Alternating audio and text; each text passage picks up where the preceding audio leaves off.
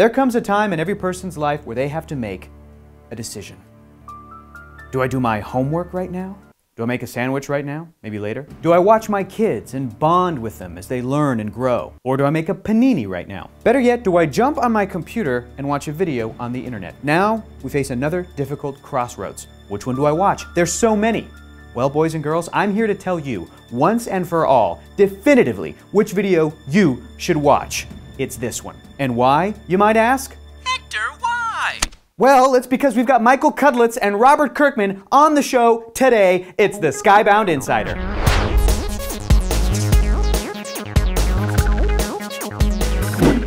Oh, Jesus. Okay, there you are. Hey, Sorry. Hey, everybody. It's Brian, folks. Give it up for Brian. Hey. Hey guys, thanks for popping in and joining all this big old jam time fun. But I don't think you guys want to keep watching us blabber on and on and on and on and on. You're here for a reason. Overkill's The Walking Dead and Starbreeze recently announced that the game was being pushed back just by a little bit. Yeah. I know, kids. I know. We were thinking the same thing at first, but Starbreeze just had a Star stream where they threw out some concept art and some footage from the brand new engine for the game. Yeah, I gotta say, I'm dying to see gameplay. Same. But if the scenery and the characters are gonna be this detailed and just that fucking cool, it's gonna be worth the wait. Why don't we show you guys some of that art that went with it? Hello? Hello, peoples. My mom's sick. She needs help. We were super excited last week to drop some new concept art on Overkill's The Walking Dead, which is gearing up to be one of the best games of 2018. Now, just to be clear, this game is still somewhat in its infancy, and all sorts of things come and go during development. First up, what can we determine from these concepts? There's a lot of awesome scenery, and that much is obvious. We've got a fair mixture of urban, suburban, and iconic locations. The environment tells a story, and the environments in the game have a lot to say. Now, this may seem obvious, but the walkers in the game are an ever-present threat. And I don't think you guys will be disappointed in the scope and intensity of the combat, but remember, the real threat boils down to the people, because the walkers don't shoot back. On to another major component of what is making this game great, the technology. I mean, look at the lighting on this dude's head. Wow, such light. As we keep learning more from the developers and our interactive team here at Skybound, we'll be diving deeper into what's under the hood. So make sure to check back in as we cover any and all of our future updates. It's only gonna get better from here. But wait, what about the story, you might ask? Well, that's a tale for another time, friends. Farewell. That was really beautiful, Hector. What? What was? In some other Skybound and Walking Dead news, Michael CUDLITZ and Robert Kirkman both came in, sat down, and got to catch up after quite some time apart. well, without further ado, I bring to you CUDLITZ and Robert. Brian, what the fuck, man? Sorry, I don't know what's going on. Give me the transition machine, must not be working. Okay. It's the transition machine. It probably has some stuff wrong with it. Careful. Okay, all right. Weird. Okay, Brian, did you fix the transition machine? I think so. That was all of its parts. Let's try this one more time. I bring to you CUDLITZ and Robert. What do you mean you're rolling? Don't roll on this. I own your plastic face! Wow, he's a little angry about killing me. I'm not angry about it at all. It was great. What a dick. Please tell me, because I really want to know, what is life like after The Walking Dead? I don't know, but I'll be sure to ask you in a few years. You promise? You promise? Will it be over? I'll come to your throne and you can tell me. You go, it's incredible! I haven't used a throne for 5 years. Oh, sorry. It's been good, actually. Yeah? Had a great time on the show. I don't really care. Moving on. But no, life after the show has been fantastic. Thank you again for the opportunity. Really did have a great time on the show. And you know, the time on the show was the fun, the enthusiasm for the show and what it is. It is life-changing, and it's been fantastic. Well, look, if we're all getting sincere and saying nice things and shit, I'm not good at that. But I do have to say, your introduction into the world of The Walking Dead was somewhat unique, and I look back on it fondly because you actually kind of introduced yourself to the fans at New York Comic Con if you remember, in the audience doing that speech that Abraham has from the comics that couldn't be in the show because it involves the F word a lot. I'm a smart motherfucker.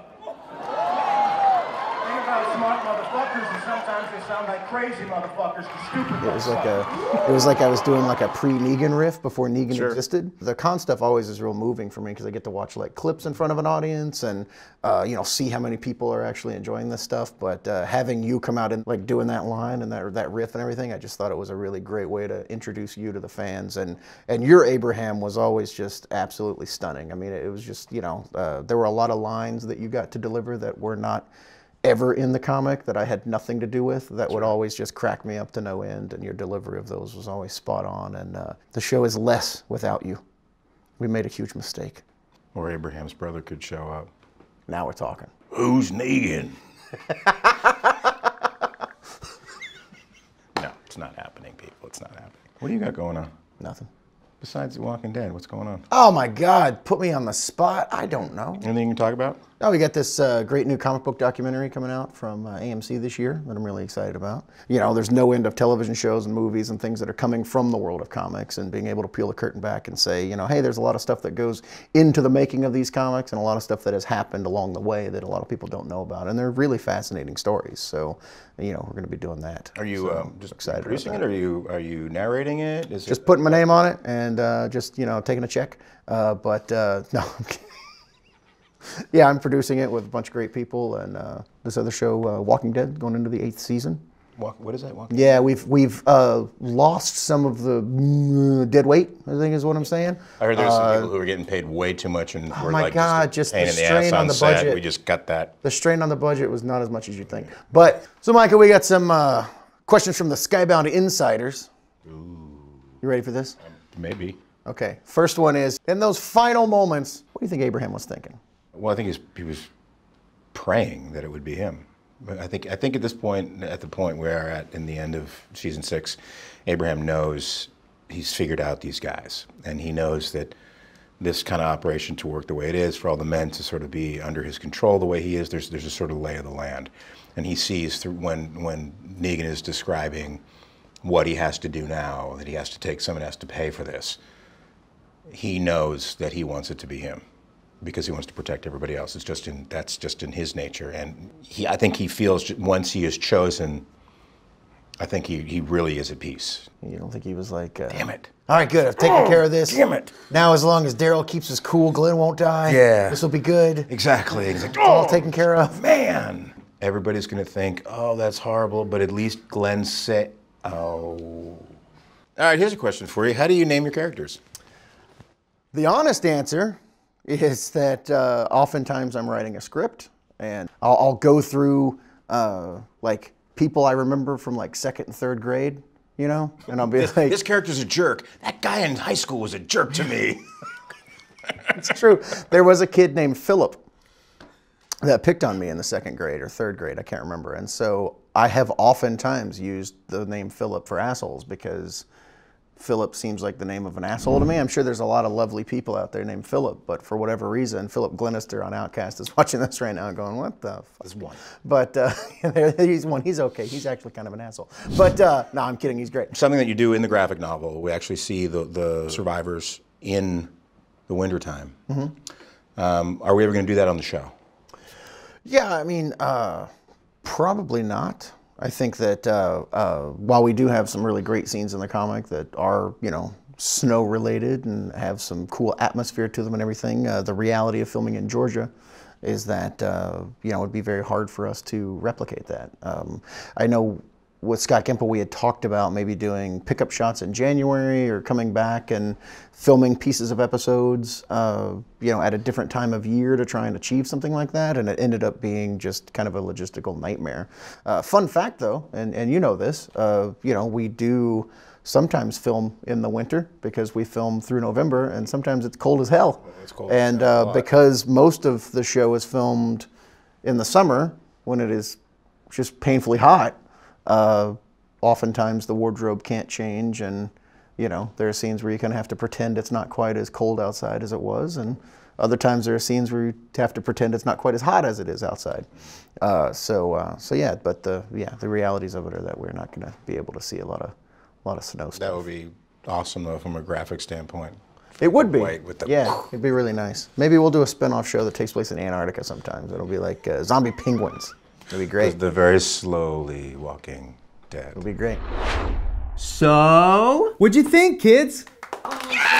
yeah, well, there's always more awesome possum around the corner. But that'll have to wait until next week. Hector, where can the old nerds of the land find you? Well, you guys can follow me on Twitter and Instagram at HectorIsFunny, where every once in a while, I might actually be.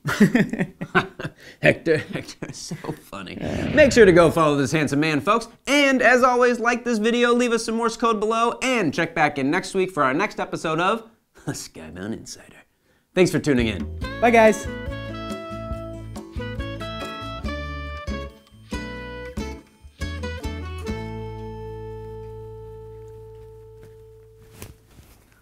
You right there? Yeah.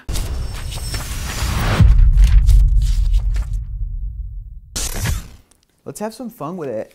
Let's have some fun with it. Have some fucking fun, okay? Hey guys, we're here just having some fun with it. Is this uno takey dos? Is that what this is? Yeah, this is uno takey dos.